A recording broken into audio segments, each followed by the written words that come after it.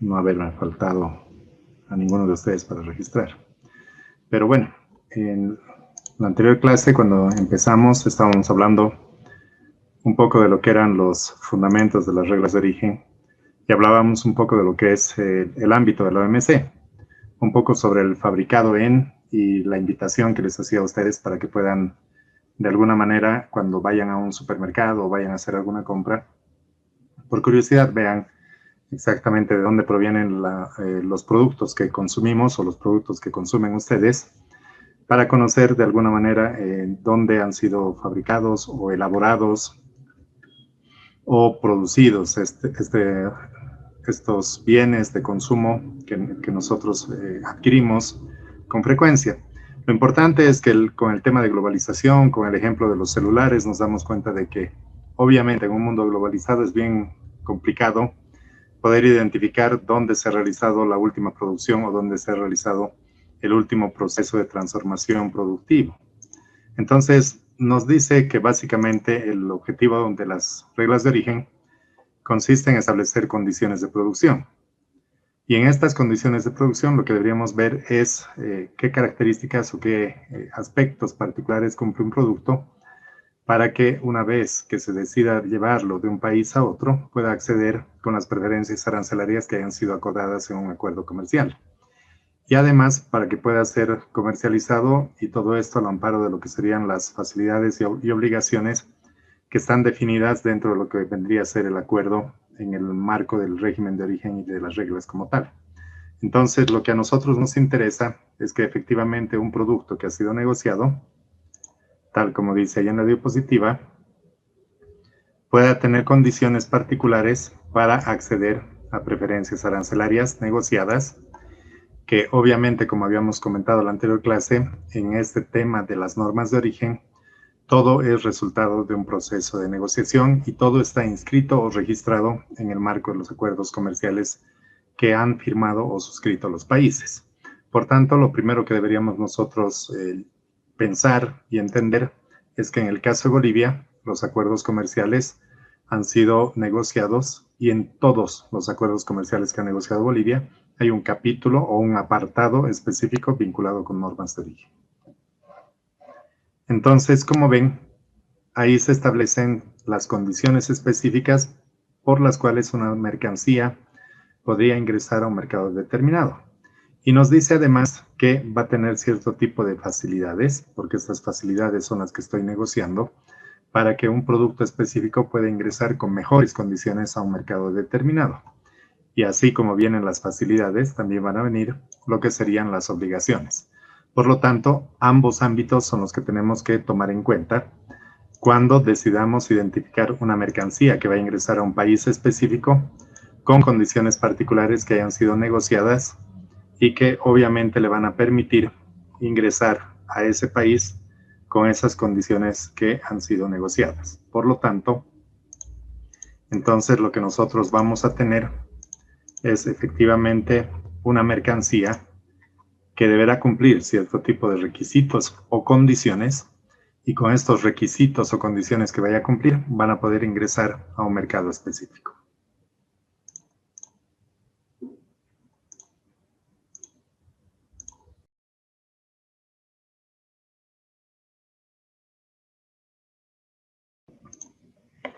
Nos dice además, dentro de lo que son los objetivos, de lo que están definidos en las reglas de origen y el régimen de origen, que para que un producto pueda alcanzar la condición de originario, debe satisfacer ciertas exigencias que son establecidas de diversa manera en cada uno de los acuerdos. Inicialmente, lo que se podría decir es que estas exigencias no van a ser exactamente iguales en cada uno de los acuerdos. Y las condiciones no van a ser las mismas. Porque pónganse a pensar ustedes que es totalmente diferente hablar de un acuerdo en el ámbito del Mercosur para los países miembros del Mercosur, donde los niveles y los grados de industrialización que ellos tienen puede permitir una profundización de los acuerdos en el sentido de que van a buscar un proceso de producción vinculado también con especialización. En el caso de Bolivia, las condiciones de acceso a un mercado como de cualquiera de los países del Mercosur, llámese Brasil o llámese Argentina, no va a ser con condiciones de productos o bienes que han sido elaborados o transformados a un nivel industrial, porque lo que se tiene que hacer es ingresar con condiciones que nos permitan participar de manera activa de lo que se denominan los eslabonamientos productivos. Y la idea es que nosotros podamos incorporarnos a ese proceso de la cadena del valor y al incorporarnos a ese proceso de la cadena del valor, obviamente poder exportar bienes que puedan tener mejores condiciones de acceso o de ingreso a ese mercado específico. Entonces, las condiciones o las exigencias que se definen en cada uno de los acuerdos son diferentes, no son iguales. Y nos dice además que estas exigencias que se establecen van a tener algo en común. Y ese algo en común está vinculado con lo que los acuerdos van a buscar que se garantice. Lo primero que se busca y que garantiza los acuerdos es que los productos que acceden a los beneficios no sean provenientes ni elaborados totalmente en país o en países que no son miembros del acuerdo. Lo que nos está diciendo esta primera condición o esta primera exigencia general que aplica para todos los acuerdos es que si tengo un acuerdo comercial entre Bolivia con Cuba, por poner un ejemplo, se supone que las mercancías que salen de Bolivia van a ser las mercancías que van a ingresar con cierto beneficio al mercado cubano, y lo mismo se consideraría al revés. Las mercancías que son producidas en el mercado cubano van a ingresar con condiciones que están siendo establecidas en el acuerdo. Lo que implica que no podría suceder el hecho de que una mercancía que ha sido fabricada en la China y que haya ingresado temporalmente a Cuba, solo por poner un ejemplo, posteriormente se ha exportado hacia Bolivia con la intención de que sea beneficiado de preferencias arancelarias específicas. Eso lo vamos a ver un poquito más adelante para entender en qué consiste este tipo de políticas o de fenómenos que se dan en el comercio internacional, que en realidad son prácticas desleales al comercio. Y este tipo de prácticas desleales son las que no se deberían aplicar. Entonces, en primera instancia, lo que deberíamos pensar es que los productos que acceden a los beneficios tienen que ser provenientes de los países que han suscrito el acuerdo. Y por tanto, aquellos productos que no corresponden o que no pertenecen a los países que han firmado el acuerdo no deberían ingresar, por más que esos productos sean totalmente producidos en un país específico que no es miembro del acuerdo o que provenga de un país con el cual no se tiene una relación comercial. En segundo lugar, nos dice que debería existir una contribución en la elaboración del bien en países miembros del acuerdo. Hace un momento les hacía una referencia y un comentario con relación a lo que sería exportar por parte de Bolivia hacia Brasil o exportar hacia Argentina, con la intención de beneficiarnos de lo que son las cadenas del valor.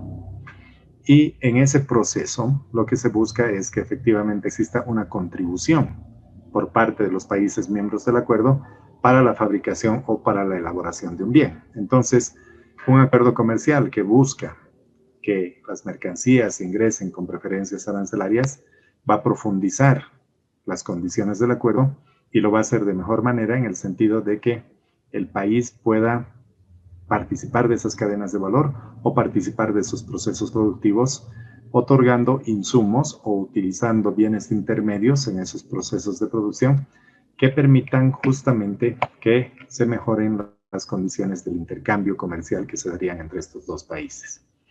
Un ejemplo claro es lo que podría suceder entre Bolivia y Brasil.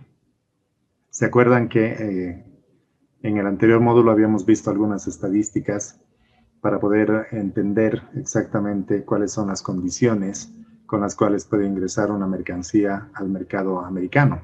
¿Se acuerdan de esas condiciones y se acuerdan un poco qué tipo de productos se exporta al mercado brasilero, que era el ejemplo que habíamos visto en el anterior módulo? ¿Alguien se acuerda de eso?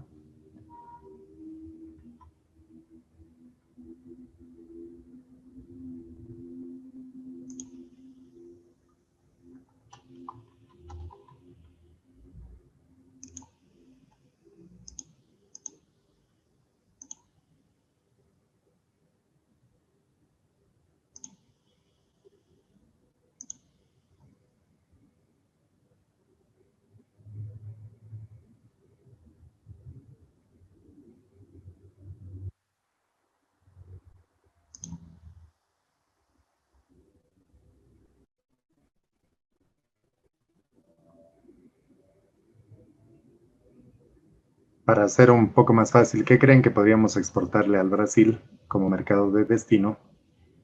¿O qué creen que Bolivia le exporta al Brasil como mercado de destino? ¿Cuáles son las mercancías que nosotros exportamos al Brasil, que ustedes conozcan y que ingresan obviamente con condiciones favorables o que ingresan al mercado brasilero? No pensaremos en este momento en las condiciones si son favorables o no. Materia ¿Conocen? prima, aluminio, madera. Todo lo que es chatarra. De acuerdo. Eric dice materia prima y creo que alguien más opinó. Creo que era Sí, Hernán. licenciado, dije que era chatarra en realidad lo que llevan y sale por puerto. Son camiones y camiones en cantidades increíbles como salen.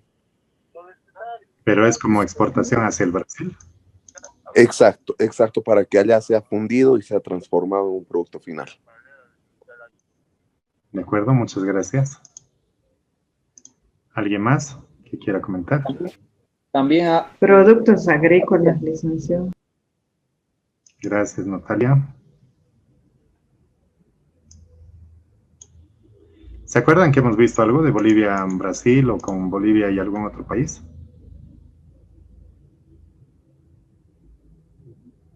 Si no se acuerdan, lo podemos ver en este momento, no hay ningún problema. Con Argentina, creo, licenciado.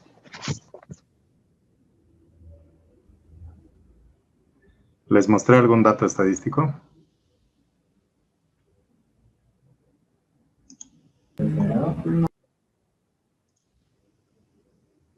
Esa sinceridad de Natalia pues me mata, ¿no? De acuerdo, ¿alcanzan a ver todo lo que está compartido? Sí. Gracias. Tienen ahí un poco de información de lo que es, lo voy a agrandar un poco más, el comercio de Bolivia con Brasil. En el nivel que ya están ustedes ya deberían poder leer esta información, ¿no es cierto? Ya deberían conocer.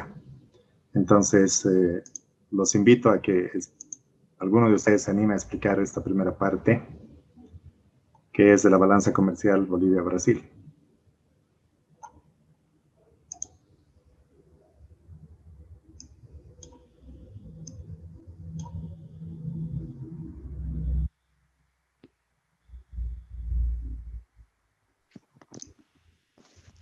Que es un dato estadístico y son proyecciones, ¿no?, de las exportaciones e importaciones de los últimos 4 años de nuestro país, ¿no? Del total que ha habido las exportaciones y las importaciones. Y como se ve que ha habido, ¿no?, baja en los últimos años. Gracias, Jonathan, por la explicación. ¿Alguien más?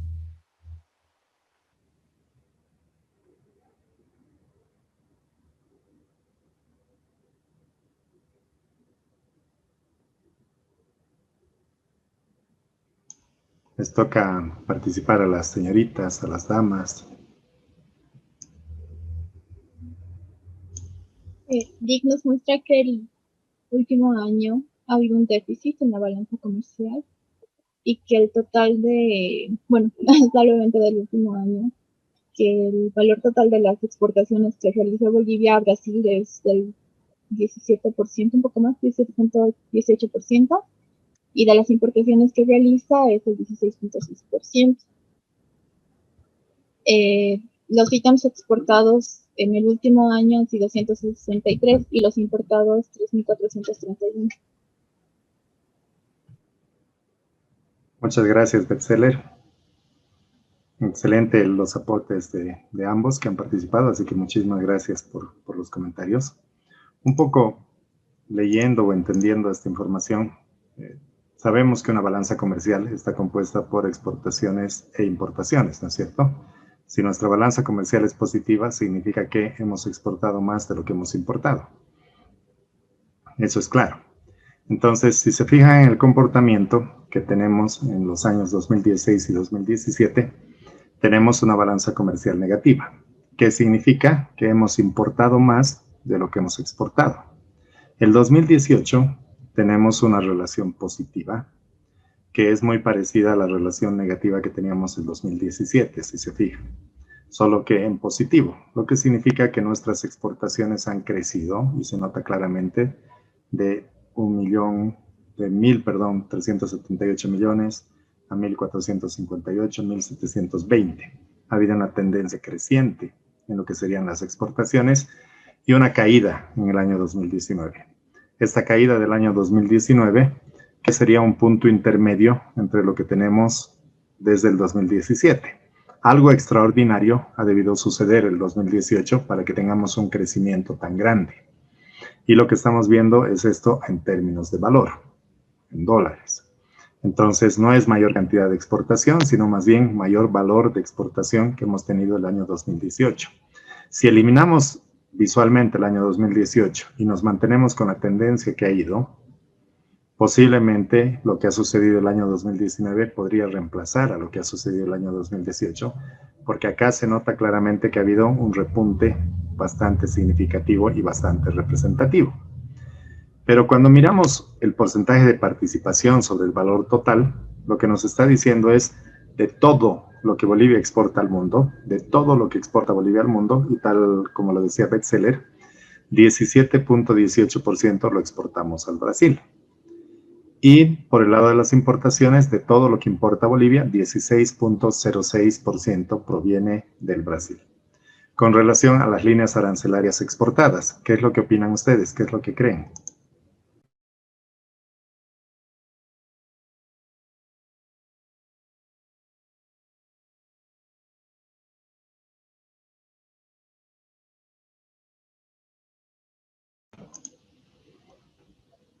Que Claramente. exportamos pocos productos, licenciado, importamos más variedad. Gracias, Natalia. Es perfecto el análisis y lo que tú manifiestas, porque efectivamente, fíjense, solamente exporto 163 productos al Brasil, mientras que del Brasil importo 3.431. ¿Qué significa? Que mi oferta exportable es bastante limitada o bastante reducida y que está concentrada en un grupo de productos. Mientras que en el caso de Brasil es mayor o es más amplia, o si prefieren, diversificada, porque efectivamente lo que estamos trayendo desde el Brasil es una mayor cantidad de productos, lo que significa que nosotros le estamos importando 3.431 productos y solo le exportamos 163. Entonces, nuestra dependencia con el mercado brasilero se concentra en 163 productos. Mirando un poco más abajo, fíjense lo que dice a la izquierda, el ranking como país destino de las exportaciones. Desde el año 2001 hasta diciembre del 2019, Brasil es el principal mercado de nuestras exportaciones. Es decir, nuestro mercado número 1 en este ranking es Brasil. A partir del 2001 se nota que hemos tenido una tendencia lineal con Brasil porque se supone que la mayoría de nuestros productos van hacia el mercado brasileño. Claramente, si hablamos de productos, podríamos decir que lo que más va al mercado brasileño es un solo producto. Y ustedes podrían decirme en este momento cuál es.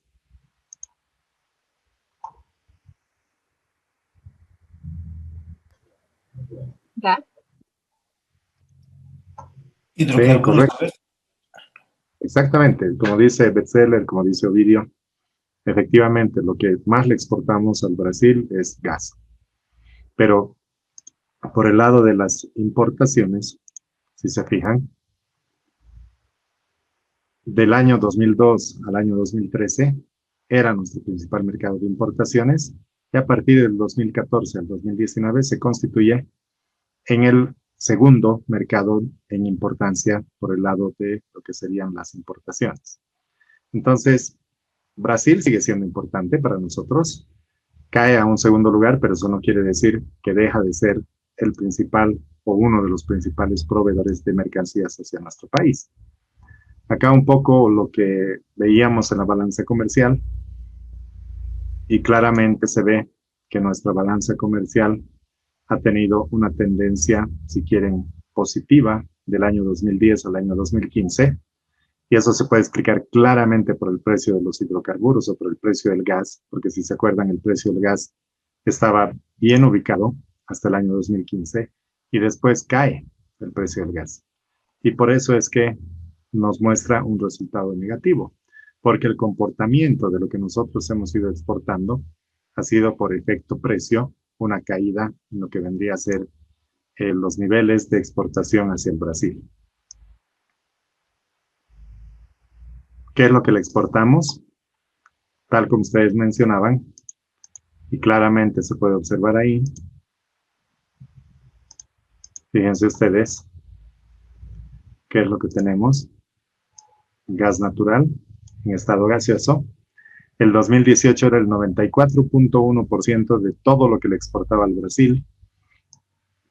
Y el 2019 se constituye en el 94.8% de todas mis exportaciones hacia el Brasil. ¿Qué significa? Que tengo como un 5.9% del resto de productos que le exporto al Brasil. Es decir, básicamente nada. Mi concentración está en este producto. Si algún momento hacen un estudio o hacen un análisis del comercio entre Bolivia con Brasil, obviamente esta línea arancelaria debería desaparecer porque lo que nos interesa es conocer las mercancías que se están comercializando. Fíjense, urea representa el 1.1%, borato de sodio natural y sus concentrados 0.5%, las locomotoras de diésel eléctricas, que es una exportación excepcional que se ha debido hacer por alguna condición de mercado y que se ha hecho solamente una vez. Plata, cloruro de potasio, frijoles, desperdicios y desechos de aluminio. ¿Quién hablaba y comentaba de esto, los desperdicios y desechos de aluminio, que era lo que se estaba exportando hacia el Brasil? Yo, licenciado, yo. Muchas gracias, Hernán. Entonces, ahí tienes cuánto representa. Representa el 0.2% de todo lo que Bolivia exporta hacia el Brasil, considerando gas, obviamente, estos desechos y desperdicios de aluminio. Si quitáramos el gas, tal vez este valor sería mucho más representativo en términos porcentuales, pero sí está lo que se decía y efectivamente sí está como exportación hacia el Brasil. Después tenemos el sorgo en grano, el gas licuado, semillas de girasol, orégano, desperdicios y desechos también en otro porcentaje, y boratos de sodio. Borato de sodio parece que en grandes cantidades se exporta, pero fíjense por el lado de las importaciones lo que tenemos. Tenemos por el lado de las importaciones lo que son las barras de hierro o acero, que representan el 7.1%, y fíjense esta distribución porcentual. Lo que nos está mostrando es que en diferentes productos se tiene diferentes niveles de importación, ¿se fijan? Todos estos porcentajes lo que nos están mostrando es que efectivamente las mercancías que vienen del Brasil, como son variadas en gran cantidad, están diversificadas. Entonces, no hay una concentración en su oferta exportable por parte del Brasil y por lo tanto es mucho más cómodo para ellos incorporar un nuevo producto o reducir un nuevo producto para ingresar a nuestro mercado. Pero volviendo al tema que estábamos comentando hace un momento, y es el tema vinculado con las cadenas del valor, salvo que tengan, salvo que tengan algún comentario adicional sobre estas estadísticas o alguien quiera comentar algo más sobre lo que estamos viendo, por favor.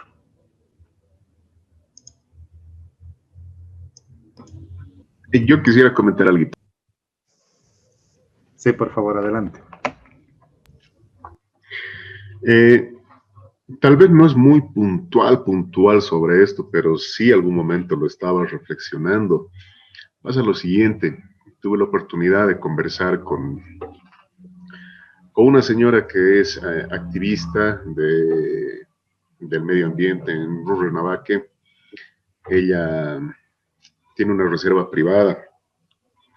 Cuando estábamos tratando de hacer unos proyectos sociales para capacitar a los del pueblo, para cuidar el medio ambiente, etcétera, etcétera, surge una pregunta y ella me dice, ¿qué hacemos para combatir el narcotráfico? Me dice, sabemos que es durísimo, es amplio aquí. O sea, vemos los aviones cómo van en toda esta parte, se van hacia el Perú, ya conocemos hasta las pistas y todo, en fin. Ella me dice, ¿qué podríamos hacer? ¿Qué alternativas les damos? Y obviamente yo le dije, es que es pues bien difícil, o sea, si queremos ser radicales, los matamos a toditos y listo, pare de sufrir. Pero si tratamos de ser un poquito más, no sé, más amables, lo único que se me venía a la mente era ver un tema de educación, no ya de darles la clásica educación, sino de irnos por un aspecto más técnico para enseñar a la gente a producir. Claro, y ella me decía, hay muchas ONGs que han tratado por todos los medios de jalar a toda esa gente del narco para enseñarles a producir la tierra, ganados y todo eso, y no ha funcionado. Sin embargo, no era mucho a eso a lo que yo me estaba dirigiendo, y era algo relacionado a esto. Es decir, nosotros solamente le exportamos 213 productos, pero importamos 3.400 productos, y cuando vemos de qué tipo de productos son, básicamente seguimos sacando nuestra materia prima. Entonces, yo ahora igual me pregunto y me hago esta reflexión, o sea, ¿será que es tan sencillo, será que es tan factible empezar a industrializar, a concientizar sobre estos productos que exportamos para tal vez fabricarlos acá? Sí, gracias Roberto por el comentario. Inicialmente, en base a tu comentario, me gustaría dejar abierto al curso para ver si alguien quiere complementar o quiere aportar a lo que nos estaba diciendo Roberto respecto a la industrialización y a la transformación productiva o a las necesidades que tiene el país para dejar de ser un exportador de materia prima. No sé si alguien quiere comentar algo al respecto, por favor. Sí, licenciado. Sí, adelante, Alexander, por favor. Los costos de producción en Bolivia para producto final son muy elevados a diferencia de Brasil, por ejemplo. Brasil, con la crisis económica de Argentina, se ha convertido en el primer país importador de materias primas a nivel volumen y uno de los países, de los principales países de exportador de producto final, precisamente por eso. Sus costos de producción son menores y los volúmenes de exportación son muy amplios. O sea, no es que Bolivia nomás exporta a Brasil en grandes cantidades las materias primas, sino es a nivel Sudamérica y a nivel región con acuerdo comercial. Brasil hoy por hoy es un país exportador de vehículos, maquinaria, repuestos, o sea, un montón de productos terminados, o sea, tiene una gama muy amplia a nivel mundial. De acuerdo, Alexander, muchísimas gracias. Y es cierto lo que tú dices, ¿no?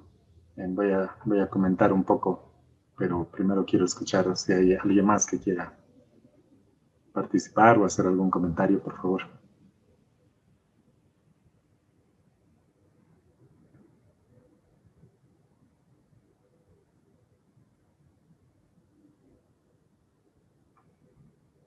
Si no hay más participaciones, entonces, efectivamente, al hablar de Brasil...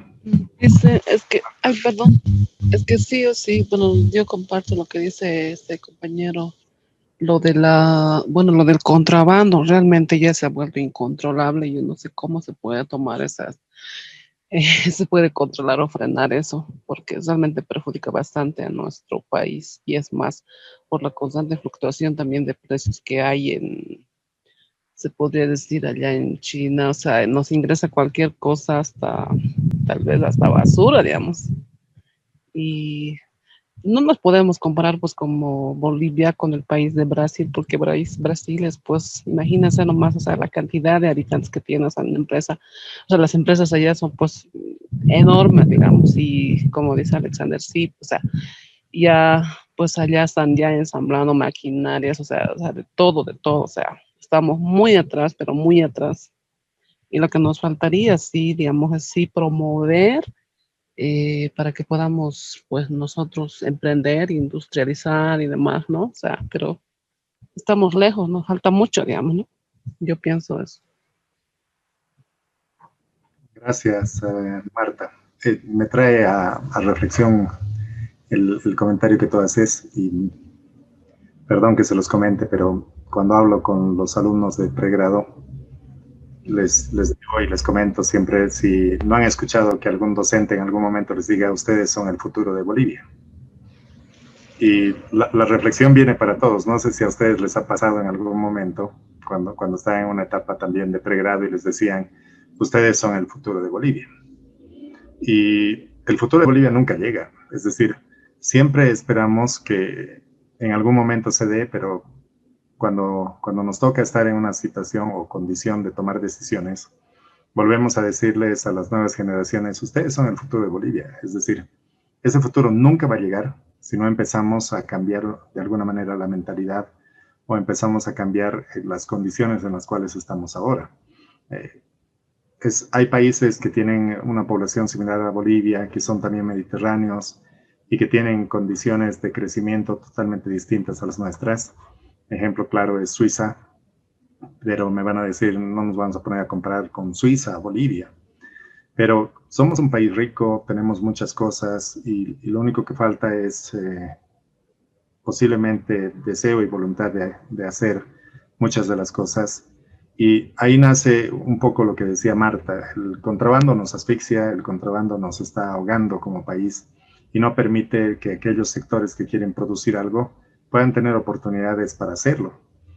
Y si pensáramos en que hay que transformar algo, tendríamos que empezar transformando desde esa mentalidad, ¿no? De que toda aquella gente que se dedica al contrabando debería dejar de hacerlo. Pero uno dice, es imposible que suceda eso, es decir, nunca se va a dar. Pero si no empezamos a pensar de esa manera o empezamos a crear condiciones, va a ser bien difícil que en algún momento ese futuro que estamos esperando y las generaciones que van a venir, a las que les vamos a repetir, ustedes son el futuro de Bolivia, y cuando lleguen a tener capacidad de decisión van a volverle a decir a las nuevas generaciones, ustedes son el futuro, nunca lo vamos a lograr. Es decir, la transformación tiene que nacer de cada uno y tiene que nacer ahora, porque si esperamos a que llegue un futuro, pues nosotros vamos a terminar pasando por esta vida y el futuro nunca va a llegar, y eso es lo que sucede con nuestro país. Por eso es que, de alguna manera, mi intención de hablar de Brasil y mi intención de tocar este aspecto muy particular, porque Brasil efectivamente es un país que tiene un grado de industrialización bien grande, tiene un tema vinculado con atracción de capitales y atracción de inversiones que le permiten tener esa solidez, si no, no tendrían un sector de fabricación de vehículos, un sector automotriz tan grande y tan fuerte, del cual pienso que Bolivia podría beneficiarse en algún momento y podríamos alcanzar lo que les estaba comentando hace un momento, que es justamente esos eslabonamientos productivos a través del encadenamiento y de la participación en ese proceso de lo que tiene en el caso de Brasil. Nosotros como país producimos insumos que pueden ir destinados hacia el sector automotriz y podemos participar de ese proceso productivo. Y Bolivia lo está haciendo. Algunos dicen, pero ¿qué es lo que les estamos vendiendo? Han visto en las estadísticas, no sale, pero sí hay productos que estamos nosotros vendiéndole al Brasil. Y se están incorporando en la mayoría de los vehículos que tiene Brasil, porque la calidad de la producción boliviana es bastante buena, pero el tema es que es limitado. ¿Qué significa esto? Que las pastillas de freno y los discos de embrague que nosotros podemos exportar para participar de esa cadena productiva no son suficientes, porque se supone que la industria automotriz que tiene en Brasil es bastante grande y requieren gran cantidad también de estas exportaciones. Investiguen ustedes o revisen un poco la empresa que es Faderpa. Faderpa es la empresa que efectivamente realiza este tipo de exportaciones y llega al Brasil con buena calidad y con buenos productos, que son las pastillas de freno y los discos de embrague. Entonces, tal vez, si pudiéramos pensar que nosotros con los insumos que tenemos podríamos llegar a procesos productivos intermedios y no con insumos o materia prima, tal vez podríamos lograr un avance en el proceso de industrialización. No quiere decir que vamos a llegar a fabricar vehículos en Bolivia en algún momento, que sea en el corto plazo. Tal vez sí, de aquí a muchos años, cuando se garantice a través de una ley de inversiones, una ley de inversiones que esté correctamente reglamentada y que permita darle seguridad jurídica a las inversiones que ingresan al país, tal vez podamos darle mejores condiciones a esta situación, pero de momento lo que deberíamos pensar es en participar de esas cadenas de valor con la producción que nosotros tenemos. E insisto, ya no pensar en que deberíamos ser proveedores de materia prima, sino irnos incorporando en los procesos productivos. Lo que nos comentaba, creo que era Hernán, cuando hablaba del tema de la exportación de chatarra. Era Hernán, ¿verdad? Sí, licenciado.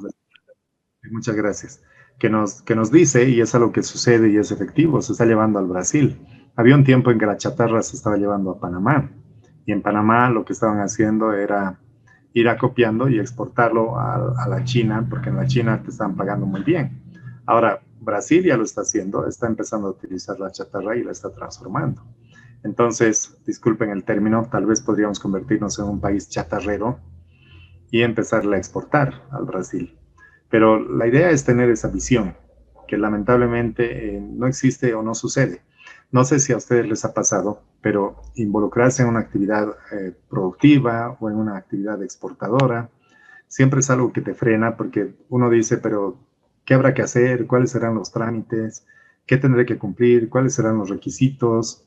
Y al final, en la primera intención de dar un paso, uno se acobarda y se retira, porque obviamente tienes que invertir capital, y al pensar en invertir capital, lo primero que dices es, y si no va bien el negocio, voy a perder todo el dinero que tengo. Entonces, nos quedamos en esa situación o en esa posición cómoda que siempre hemos tenido y decimos, bueno, no lo hice y tal vez era una oportunidad en la que iba a perder el dinero o no iba a lograr nada.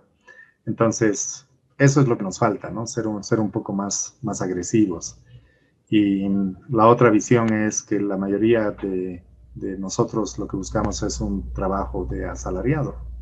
Y el trabajo de asalariado es el que nos limita y nos condiciona, porque lo que estamos haciendo es especializarnos en comercio internacional, conocer mucho de esto, y al final buscamos trabajar en una institución pública en la cual nos van a pagar un salario y con eso vamos a estar contentos y vamos a estar tranquilos. Es un poco, no sé si motivante o desmotivante tocar este tipo de temas, porque al final uno se da cuenta que las alternativas a las cuales nos estamos enfrentando son pues bastante reducidas, porque son las condiciones que nosotros mismos nos hemos planteado. Entonces, mi consejo es animarse a emprender, animarse a avanzar, y si se puede lograr algo, pues adelante, no se frenen. Como dicen, la vida es una sola, así que ¿para qué frenarnos?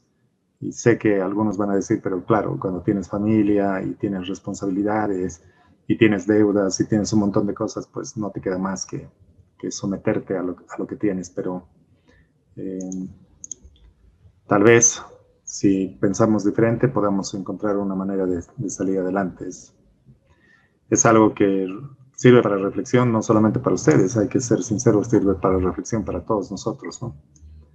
Y disculpen la reflexión, pero nace a raíz de lo que estamos comentando. No sé si alguien quiere decir algo más, por favor. Sé que Marta puede decirnos algo con más fuerza, pero escuchemos. ¿Puedo hablar? Sí, adelante, por favor. Bueno, no, los mismos datos lo explican, ¿no?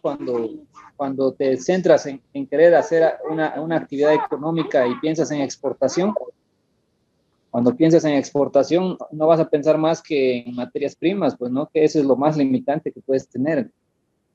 Como no tenemos variedad de productos para exportar, o sea, es muy difícil centrarse en ser exportador, digamos, a menos que ya tengas una empresa bien establecida.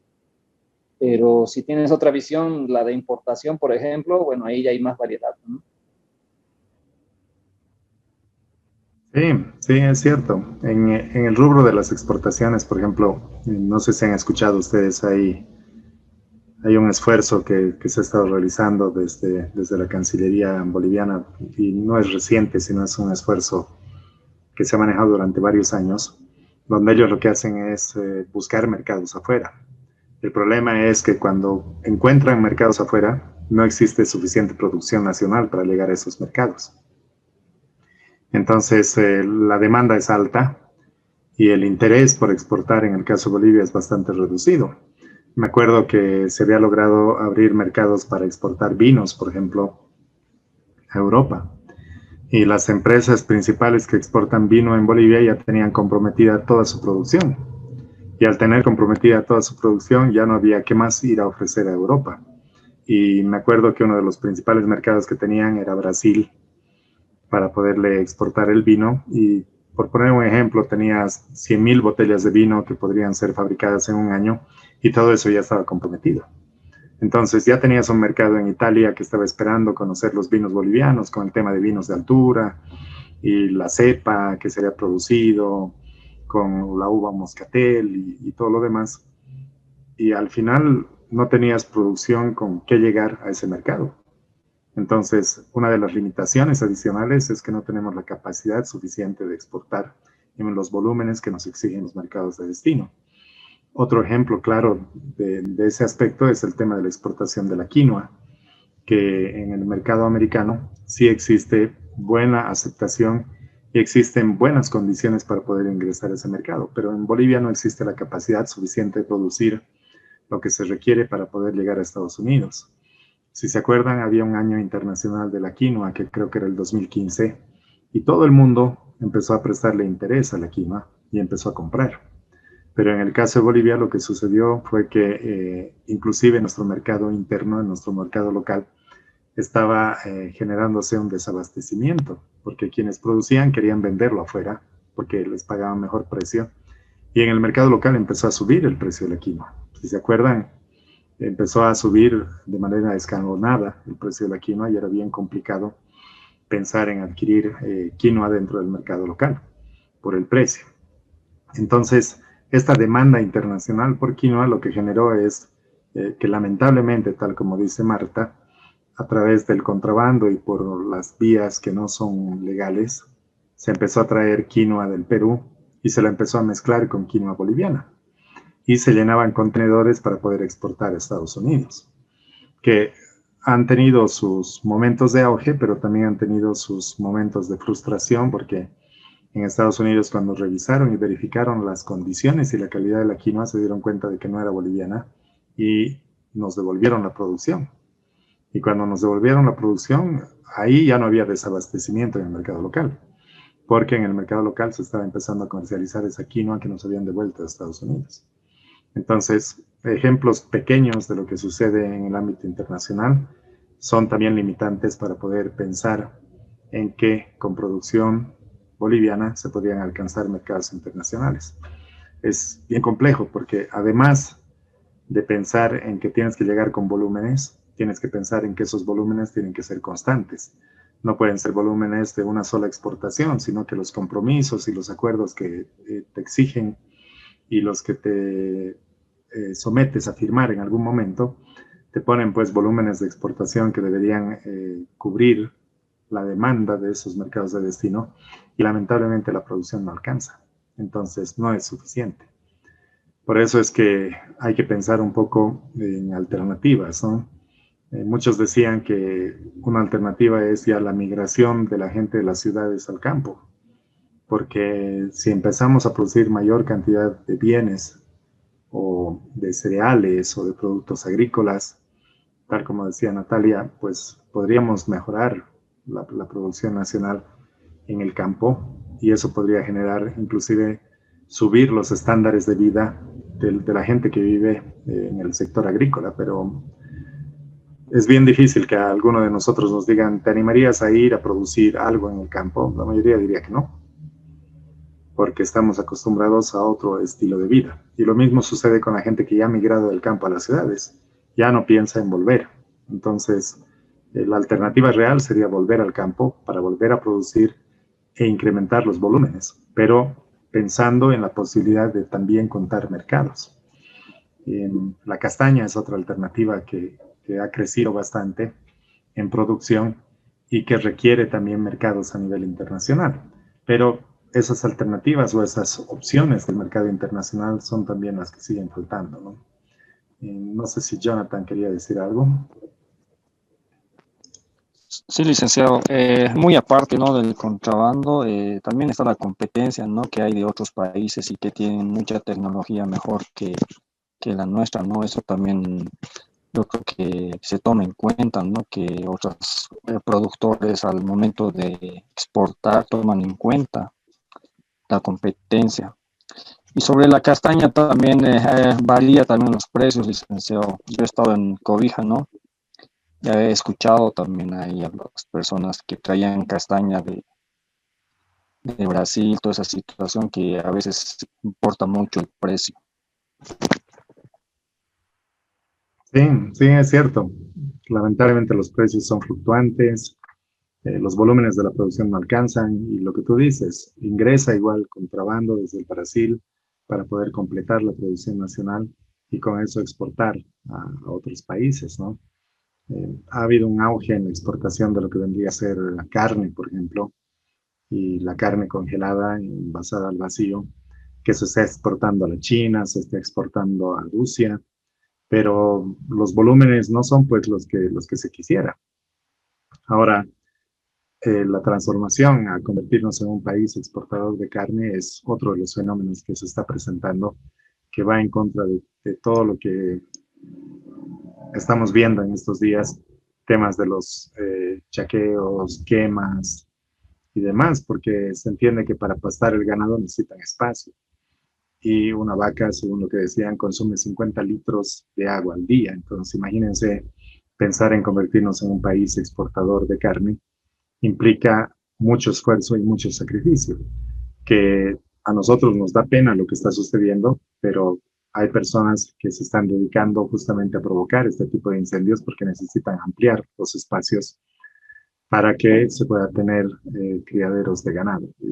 Es parte de la realidad, que lamentablemente es algo que se está enfrentando y que pocas personas lo entienden. Uno dice son fenómenos naturales, son épocas de quema, pero también tienen ayuda y una pequeña manito que le da cierto tipo de personas inescrupulosas que buscan ampliar espacios para esto. Pero bueno, eh, no quisiera que nos sigamos desviando del tema, sino más bien me gustaría que podamos volver a seguir hablando de lo que son normas de origen y a ver si así recuperamos algunas de las personas que seguramente ya se han distraído y no las tenemos atentas a nuestra charla. Entonces, volvamos por favor a comentar sobre estos temas de las normas de origen y como ven, lo que les decía, el tema de la contribución en la elaboración del bien en países miembros del acuerdo es lo que busca la complementariedad. Sector productivo del Brasil, al cual Bolivia le puede exportar las pastillas de freno, los discos de embrague, e incorporarse en esos procesos productivos. Entonces, más allá de reconocer el origen de una mercancía, lo que se busca es la complementariedad productiva, que esa es la idea, alcanzar niveles y grados de industrialización que vayan en beneficio de aquellos países que no lo tienen. Bolivia podría beneficiarse mucho de los acuerdos comerciales con los otros países, pero lamentablemente no lo aprovechamos. Adicionalmente nos dice que los requerimientos de producción que han sido establecidos en las reglas de origen pueden ser empleados como un incentivo para utilizar determinados insumos producidos en el ámbito de los países del acuerdo.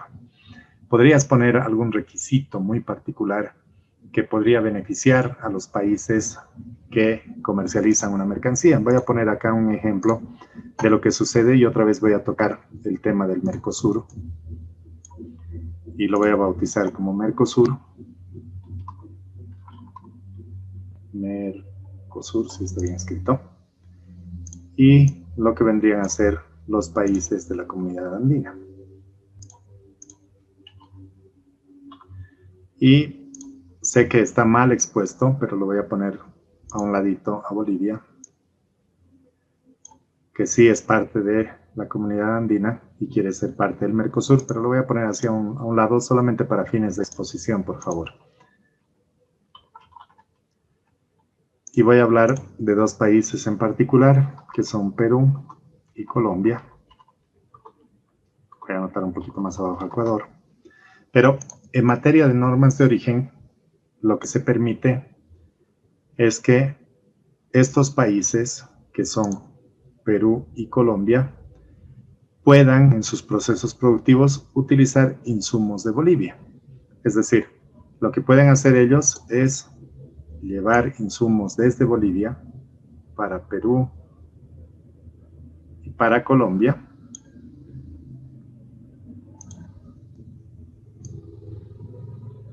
para ambos países,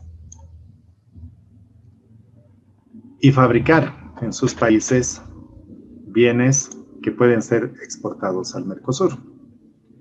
Y el Mercosur los va a reconocer como originarios. ¿Qué significa? Que Perú y Colombia pueden utilizar insumos bolivianos. Por poner un ejemplo, nos compran quinoa, cualquiera de estos dos países, fabrican insuflados de quinoa y los exportan a cualquier país del Mercosur. Y van a ingresar al Mercosur sin el pago del gravamen arancelario. Es decir, liberalizados a un 100%. Este tipo de complementariedad productiva lo que permite es que efectivamente se puedan utilizar insumos de Perú, insumos de Colombia, insumos de Ecuador, insumos de Bolivia, de cualquiera de los 4 países, fabricar o producir algo en cualquiera de estos 2 países y exportarlo al Mercosur. Y te lo van a reconocer como originario y te van a dar una liberalización del 100%. Entonces, como primera instancia o como una aproximación a lo que son las normas de origen, ¿qué significa para ustedes esta situación o esta condición? Podría considerarse que es una oportunidad para producir y complementar esa producción, porque se entendería que en el caso de Bolivia no tenemos la capacidad suficiente de producir los insumos necesarios o de producir utilizando mercancías que implicarían un proceso de transformación adicional, pero que ya lo tienen los otros países andinos. ¿Qué opinan sobre este aspecto y sobre esta condición de exportación como mercancía originaria vinculado con la complementariedad productiva?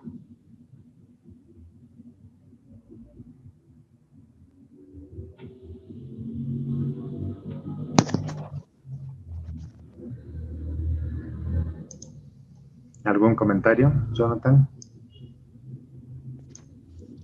Yo creo que acá tanto Perú como Colombia se benefician, ¿no? A costa de nosotros, de Bolivia, ya que ellos procesan solamente el producto, mientras nosotros fabricamos los insumos. Y ellos son los que se benefician al 100%. De acuerdo, pero ¿qué sucedería si las condiciones fueran al revés?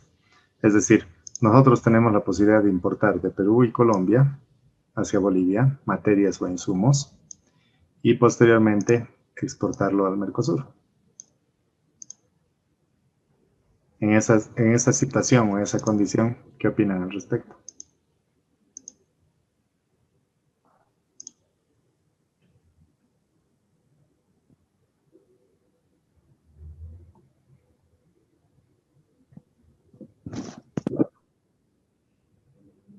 ¿Alguna idea?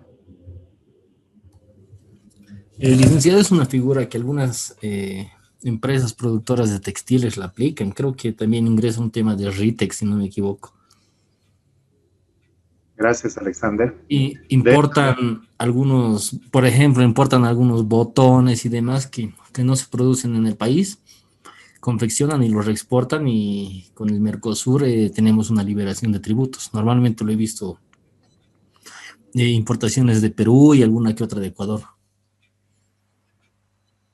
De acuerdo, muchas gracias.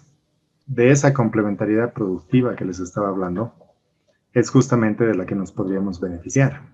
Y si nos beneficiamos de esa complementariedad productiva, pues ya podríamos pensar en que si necesito confeccionar una camisa y puedo traer la tela del Perú para confeccionar esa camisa, ya estoy avanzando, ya estoy dando un paso adelante.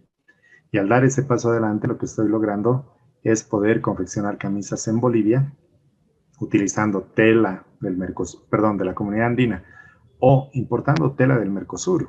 De cualquiera de los países del Mercosur puedo importar la tela, confeccionar mi camisa y exportársela nuevamente al Mercosur. Y me la van a reconocer como originaria.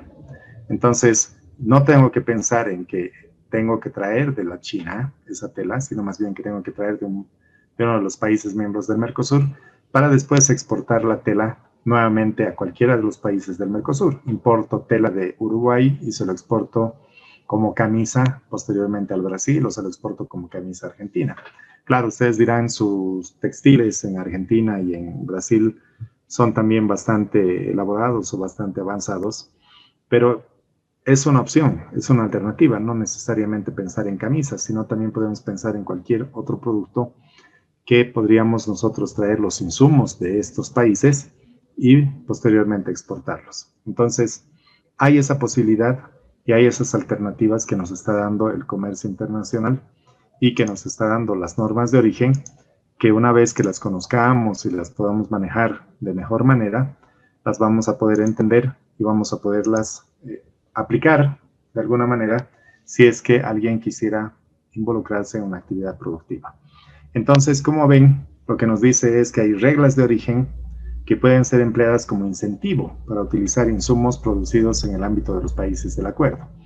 Un incentivo sería utilizar tela proveniente de cualquiera de estos países para poder fabricar o producir mis bienes, o exportarle duraznos al Brasil para que ellos puedan producir duraznos enlatados, duraznos al jugo y poderlos comercializar a la Argentina. Entonces, ya nos estamos involucrando en esos procesos productivos que exigen de alguna manera que cumplamos cierto tipo de reglas que van a ir en beneficio de las exportaciones bolivianas, pero que van a ir con un fin específico o un fin particular, ya no solamente exportar por exportar. Y además nos dice que de esta forma las exigencias de origen van a constituirse en un mecanismo que va a garantizar que se aumente la demanda de los insumos exigidos por esta regla en los países del acuerdo. Entonces, ese tipo de beneficios, lo que nos va a favorecer a nosotros es que cuando exportemos nuestras materias primas o exportemos cierto tipo de insumos que vayan a encadenarse en un proceso productivo específico, entonces tengan beneficios adicionales para las exportaciones utilizando las reglas de origen. Y este tipo de beneficios adicionales son los que deberíamos pretender nosotros obtener o alcanzar en algún momento. Ahora nos dice que un objetivo no deseado de los regímenes de origen es el de limitar la aplicación efectiva de las preferencias, estableciendo exigencias de reglas de origen que no puedan cumplir los productores de los países socios del acuerdo. Podrían haber algunas reglas que sean demasiado restrictivas y que en realidad, en lugar de ser un beneficio, lo que estén más bien estableciendo es una restricción para la exportación. Hay un caso muy particular en el ámbito de la comunidad andina que está vinculado con este tema. Y en realidad hay dos casos. Nuevamente hablando de lo que es la comunidad andina, voy a poner a los países de la CAN. Bolivia por un lado, Perú,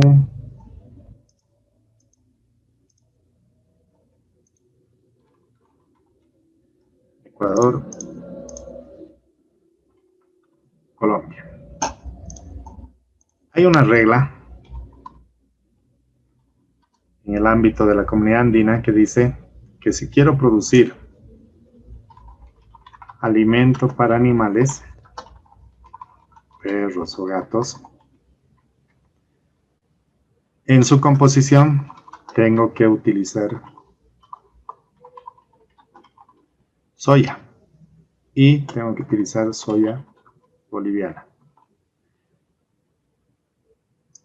¿Se entiende esta regla?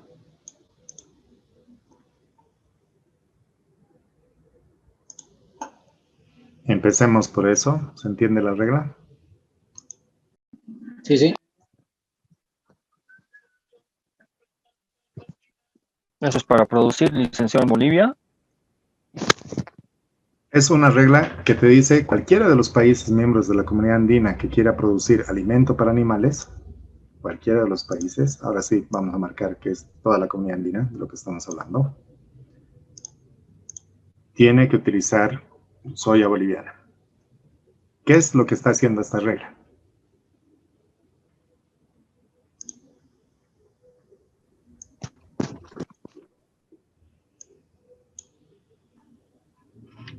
De alguna forma está restringiendo o está dificultando el acceso a algunos países que no son nuestros vecinos, por ejemplo. Está condicionando.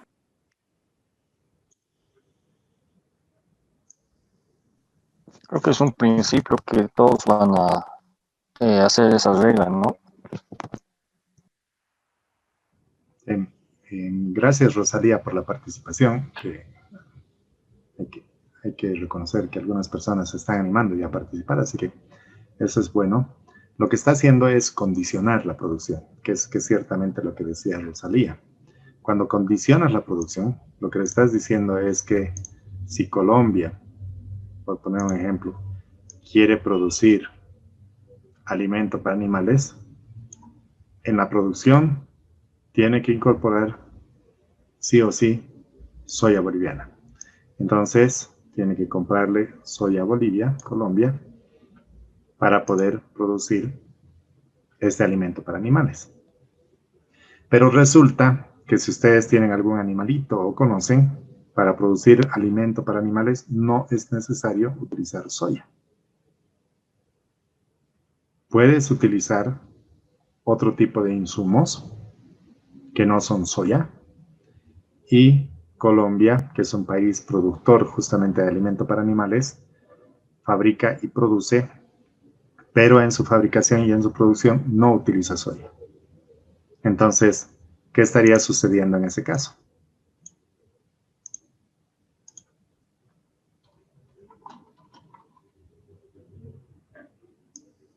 Está incumpliendo esta regla. Entonces, si está incumpliendo la regla, tal como tú lo mencionas, y quiere vender a Ecuador, o quiere vender a Perú, o quiere vender a Bolivia, no va a tener ninguna condición preferencial para ingresar con su producto porque está incumpliendo esta regla.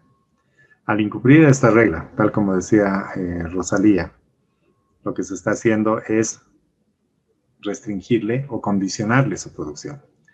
Y si tú le condicionas y le dices que tienes que utilizar soya, pero científicamente ellos han demostrado de que el alimento para los animalitos, perros o gatos, si contiene soya les puede hinchar el estómago y les puede hacer daño, entonces está incumpliendo la regla, no está cumpliendo con la condición específica y por lo tanto no tiene una liberalización en su producción para poder ingresar al mercado de la Comunidad Andina y por lo tanto no se va a beneficiar de una desgravación arancelaria. Entonces, lo que estás haciendo es más bien una regla que podría generar un beneficio, en realidad está generando un perjuicio para un país específico dentro de la Comunidad Andina. Claro, en el caso de Bolivia tú dices, perfecto, porque sí o sí, cuando quieran producir van a utilizar soya.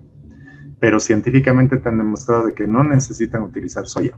Y la regla que se ha establecido en el ámbito de la Comunidad Andina, porque no es una regla que se inventa Bolivia, sino más bien es una regla que se maneja en el ámbito de la Comunidad Andina, lo que ha logrado es generarse como un obstáculo al comercio y una restricción para poder comercializar las mercancías. Y al constituirse un obstáculo, como ven, lo que está haciendo es perjudicar a la producción de uno de los países y no se constituye en un instrumento favorable, tal como dice lo que estábamos viendo en la diapositiva, que efectivamente las exigencias de una regla de origen que no se pueden cumplir por parte de los productores que son parte del acuerdo, entonces lo que está haciendo es más bien generar un objetivo no deseado en los regímenes de origen, y es justamente limitar la aplicación efectiva de las preferencias. Porque le estoy diciendo, si no utilizas soya, entonces no puedes producir para nuestro mercado de la Comunidad Andina y por lo tanto no tienes preferencias arancelarias. ¿Qué es lo que he logrado? Establecer más bien un obstáculo al comercio y limitar el ingreso de las mercancías hacia los países miembros de la Comunidad Andina.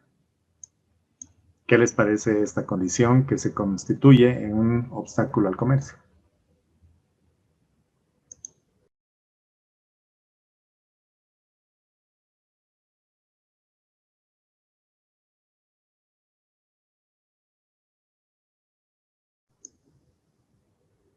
¿Algún comentario?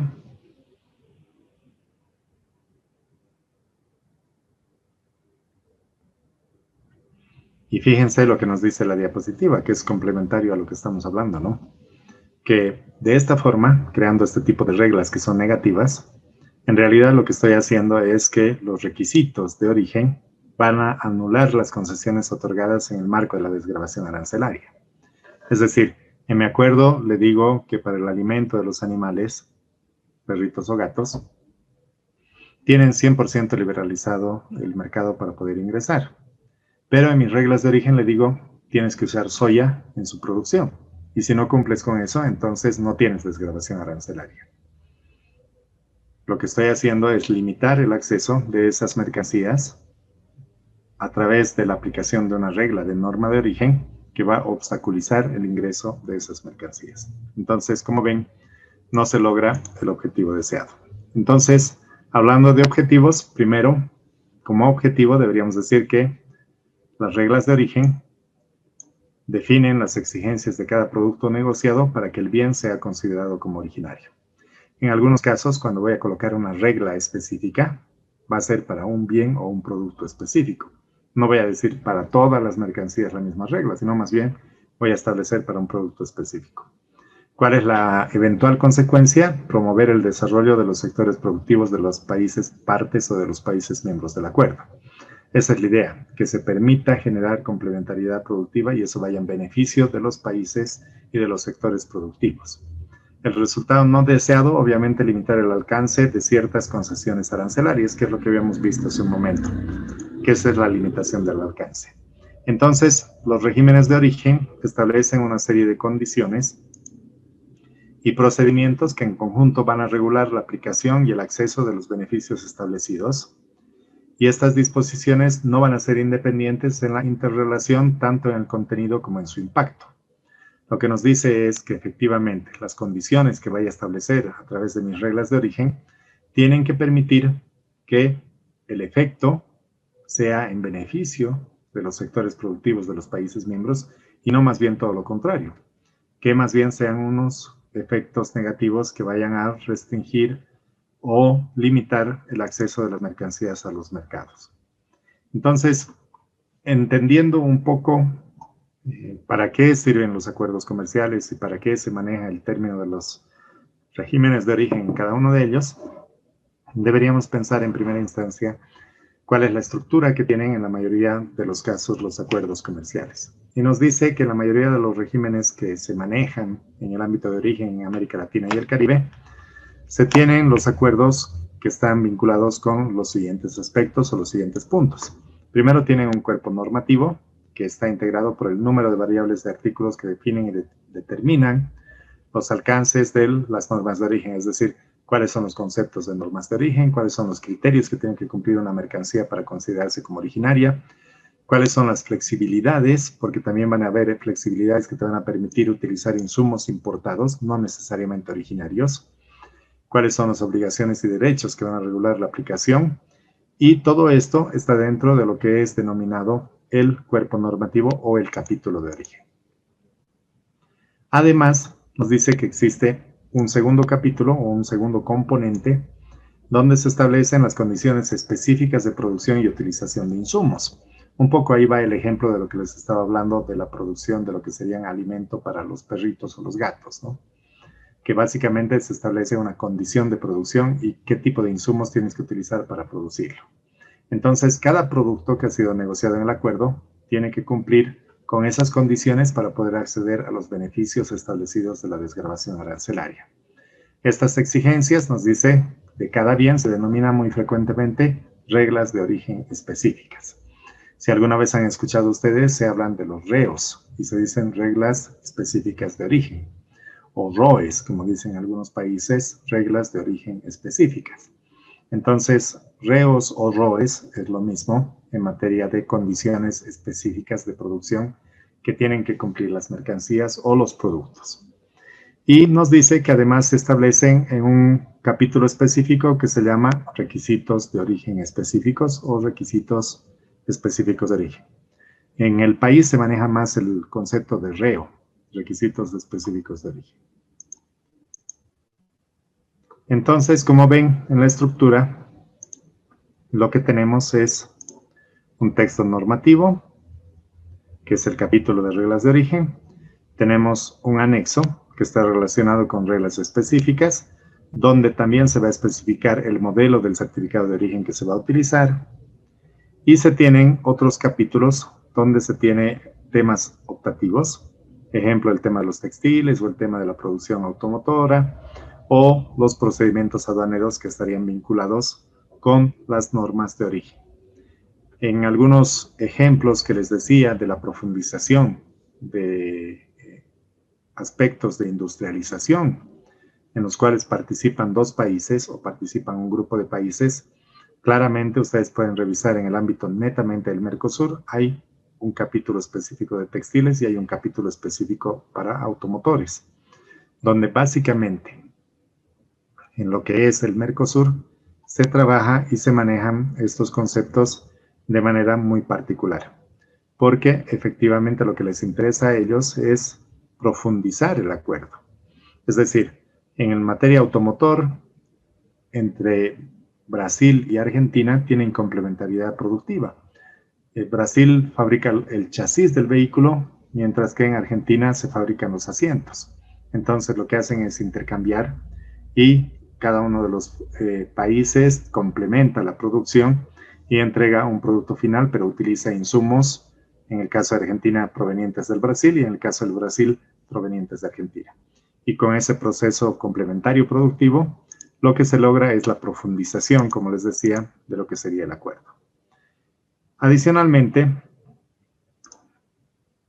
nos dice que los acuerdos comerciales que negocian condiciones de acceso preferencial incluyen cláusulas vinculadas con el origen de los bienes. Estas condiciones son resultado de las negociaciones que realizan los países miembros del acuerdo. Entonces, en la negociación o en el acuerdo, lo que se va a establecer es que efectivamente los regímenes de origen que se negocien van a responder a la realidad o a las realidades de los países que han negociado. En el caso de Bolivia, por poner un ejemplo, negociar con Cuba un acuerdo en su momento fue totalmente distinto a negociar con México, porque las condiciones y las características que tenía en la negociación, el tipo de bienes o mercancías que se podían intercambiar con cada uno de estos países es totalmente distinto y la complementariedad productiva va a ser diferente. Por lo tanto, según nos dice el segundo párrafo, que en cada uno de los acuerdos se van a generar regímenes de origen y cada uno de ellos van a ser diferentes, porque las condiciones que se establecen en cuanto a la estructura, en cuanto a los requisitos o las exigencias de origen, van a ser distintos en cada uno de los casos. Por lo tanto, se tiene que pensar en que cada uno de los acuerdos, las condiciones van a ser diferentes y por lo tanto hablar de un acuerdo en el ámbito de la comunidad andina, o un acuerdo Bolivia-Chile, o un acuerdo Bolivia-Cuba o Bolivia-México es totalmente diferente en cada uno de ellos. Puede ser que rescaten conceptos muy similares, pero se debería esperar que el universo arancelario que ha sido negociado sea totalmente diferente, porque las condiciones y las exigencias que se tienen en cada uno de los casos también son distintas o son diferentes. Entonces, fíjense ustedes que dentro de la estructura nuevamente de un régimen de origen, entonces tenemos los capítulos del acuerdo preferencial. Se puede entender que son distintos entre sí porque efectivamente lo que se ha negociado ha sido totalmente diferente en función de los diferentes intereses que también existen en cada uno de los acuerdos. Nos dice además que existen distintas arquitecturas o configuración, porque claro, lo que nos interesa en una negociación con Chile va a ser totalmente diferente en una negociación con el Mercosur. Entonces la arquitectura que se va a manejar o la configuración va a estar en función de los intereses de los países. Porque justamente, como dice en la diapositiva, responde a las realidades productivas de los países que intervienen en el acuerdo. Es decir, si yo quiero exportar chatarra hacia el Brasil, no voy a pensar lo mismo de exportarle chatarra a Chile, porque las condiciones del mercado de cada uno de ellos es totalmente distinta. Y nos dice además que a nivel mundial hay centenas de regímenes de origen que se aplican. Las condiciones a nivel internacional son totalmente diferentes. ¿Algún comentario que quieran hacer hasta acá, por favor?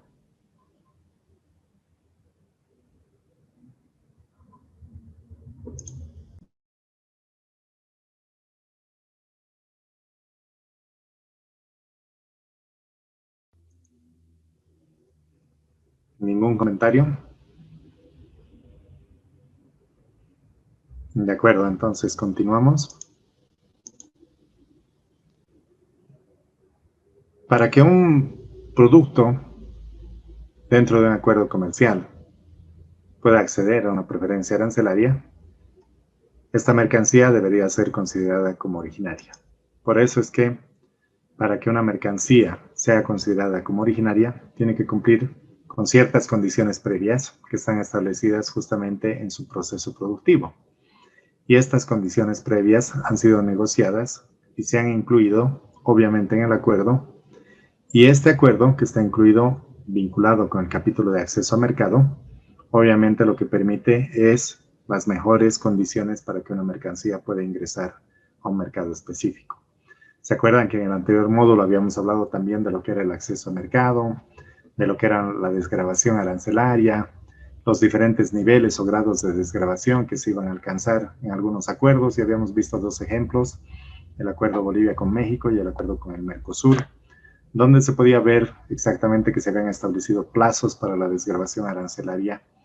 Y justamente esta desgravación arancelaria era lo que estaba vinculado con el capítulo de acceso a mercado.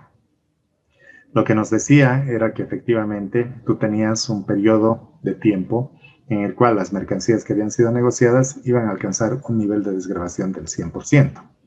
Pero no solamente era el nivel de desgravación del 100% lo que interesaba, porque se supone que era importante que la mercancía sea considerada como originaria. Porque si la mercancía no es considerada como originaria, entonces no iba a tener condiciones para poder acceder a un mercado determinado. Entonces, para que una mercancía pueda ser considerada originaria, debería ser totalmente producido en un país específico o debería tener alguna condición particular para que sea reconocido como originario, para que sea reconocido como elaborado en, o hecho en, o fabricado en, si quieren el made in o el made in, como se utiliza. Y eso iba a estar reflejado claramente en la lista de desgravación arancelaria. Entonces, en acceso a mercado, lo que hago es liberalizar el mercado, garantizar una desgravación arancelaria, pero solo para aquellas mercancías que son consideradas como originarias. Entonces, si tengo un producto originario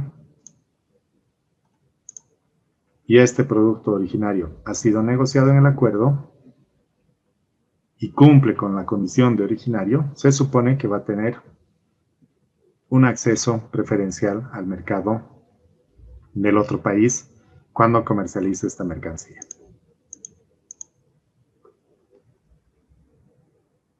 Si vemos un poco de manera esquemática lo que estamos hablando, deberíamos analizar qué se tiene en la elaboración o exportación de un bien que se comercializa entre dos países de un acuerdo. Si los insumos y los procesos productivos cumplen con la regla de origen, entonces la mercancía va a tener un acceso preferencial. Ahora, si no hay un proceso productivo, no hay una transformación de la mercancía, o hay triangulación, que este concepto lo vamos a ver en la siguiente clase, o no cumple con las reglas de origen, se supone que la mercancía, por más que haya sido elaborada en un país miembro del acuerdo, tiene que pagar el arancel correspondiente, porque se entendería que esta mercancía no cumple con la regla y por tanto no se beneficia del arancel. El hecho de que no se beneficie del arancel no significa que se tiene que impedir su nacionalización, sino más bien el hecho de que no cumpla, lo que le obliga es simplemente al pago de arancel. Y por lo tanto puede ingresar al mercado, pero sin la desgravación arancelaria o sin el beneficio arancelario correspondiente. ¿Dudas, comentarios hasta acá?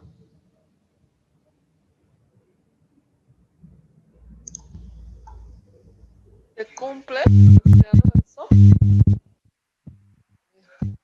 Por ejemplo, lo del Brasil, digamos, si ves a los productos,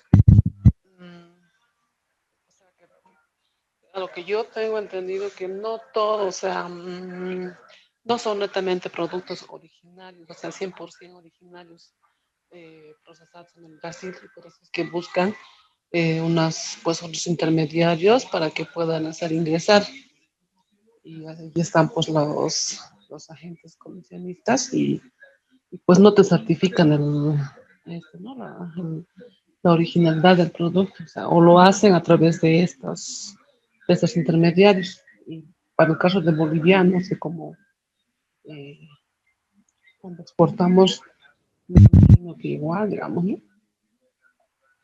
Debe ser, Sí, o- es correcto lo que tú dices, ¿no? Si la mercancía es reconocida como originaria, entonces obviamente tiene una preferencia arancelaria. Pero si no es reconocida como originaria, tiene que pagar el arancel, como si proviniera de cualquier otro país con el cual no tienes un acuerdo comercial. Lo mismo sucede para importaciones como para exportaciones. Si Bolivia le quiere exportar al Brasil, tiene que cumplir la condición de que sea originaria. Vamos a ver un poco más adelante cuáles son las condiciones y de qué forma se establece que una mercancía es originaria y cuál es el proceso que debería cumplir para poder ingresar a un mercado específico. Llámese Brasil o llámese cualquiera de los otros países con los cuales Bolivia tiene un acuerdo. Pero si no cumplimos, por poner un ejemplo, en la confección de una camisa utilizo insumos chinos y le quiero vender al Brasil, Brasil me va a decir, esto no es originario porque no es producido en Bolivia. Todos los insumos que has utilizado son chinos. Y lo que has hecho es simplemente confeccionar la camisa y me la estás vendiendo y quieres decir que es boliviana. Entonces el Brasil no te va a aceptar y por lo tanto vas a pagar el arancel porque no está cumpliendo con la regla de origen, pero eso no significa que no puede ingresar al mercado brasileño. Entonces, eso es lo que hay que entender. No puedes frenar el ingreso en la mercancía. La diferencia es que si cumple origen, accede con preferencia. Si no cumple origen, paga arancel.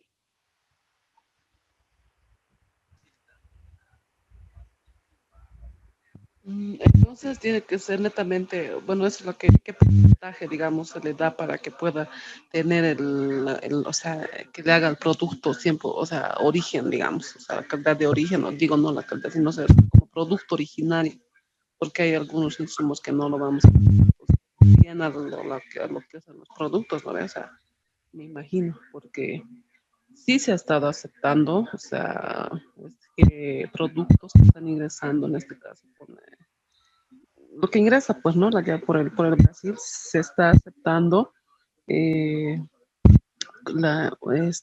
bueno, se está desgravando, no están pagando el impuesto del arancel, o sea, del gravamen arancelario, pero, y, y pues, Bolivia lo ha estado aceptando, digamos, estos certificados de origen y, pues, supuestamente, ¿no? O sea, están autorizados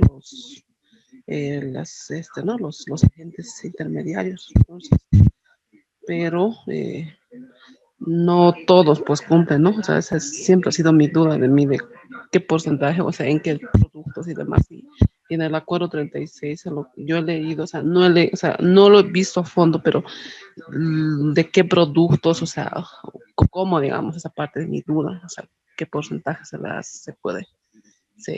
tiene que cumplir, digamos, para que sea originario. Perfecto, Marta.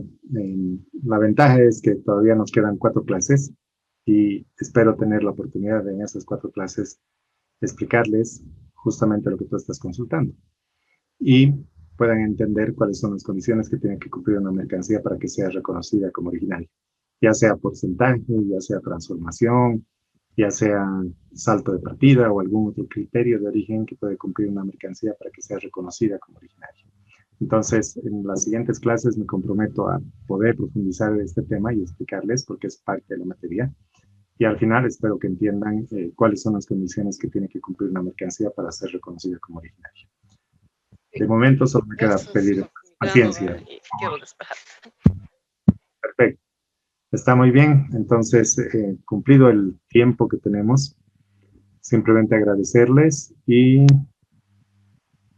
nos veríamos el día viernes, invitarlos a que el viernes puedan participar. Es último día de la semana, así que con muchas más ganas y más relajados estoy seguro que van a poder participar de manera más activa.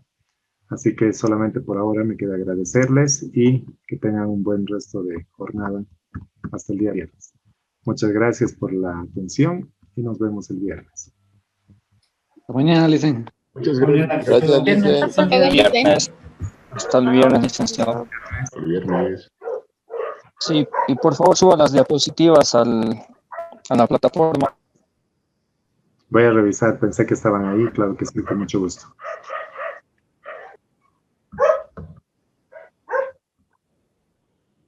No lo he entendido muy bien a Yuli.